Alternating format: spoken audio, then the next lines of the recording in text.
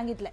आरोपींकडून mobile जप्त करण्यात आले असून या मोबाईलचा डेटा रिकव्हर केल्यानंतर आणखी धक्कादायक खुलासे पुढे येऊ शकतात, असं देखील तायडेंनी म्हटलंय। अमरावती जिल्ह्यातील परतवाडा येथे अयान अहमद या तरुणाने अनेक तरुणींना प्रेमाच्या जाळ्यात ओढून त्यांचे अश्लील व्हिडिओ तयार केले आणि ते व्हिडिओ व्हायरल केल्याचं प्रकरण जे ते पुढे आलेले आहे। त्यानंतर आता या प्रकरणात आणखी नवीन खुलासे जे पुढे येत आहे।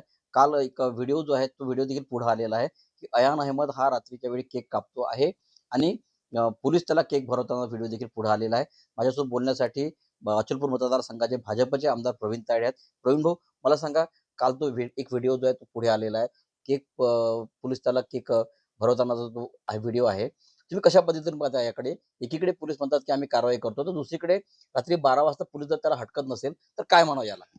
नाही, तेच आतापर्यंत जे काही गोष्टी घडलेल्या आहेत त्या निश्चितच निषेधार्ह असल्या तरी त्या व्हिडिओनुसार त्यांच्यावर सुद्धा कारवाई झालेली आहे। त्यांना मुख्यालय अटॅच करून घेतलेलं आहे ग्रामीण एसपीने। त्याच्यामुळं आता तो मुख्य मुद्दा हा आहे की या प्रकरणाच्या संबंधीचा त्याच्यावरती जास्त प्रकाश टाकलेला बरा।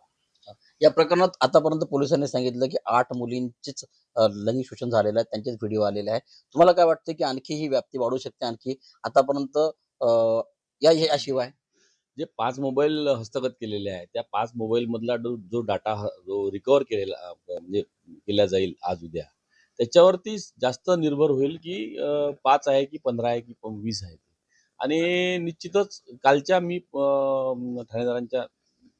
ठाणेदारांच्या संपर्कात म्हणजे भेटीला गेलो असता मी पूर्ण प्रकरणाची माहिती घेतली आता काल रात्रीपर्यंतच्या। तर त्यांनी असं सांगितलं की डाटा रिकव्हरीसाठी पाठवलेला आहे, त्यात अनेक खुलासे यात होऊ शकतात।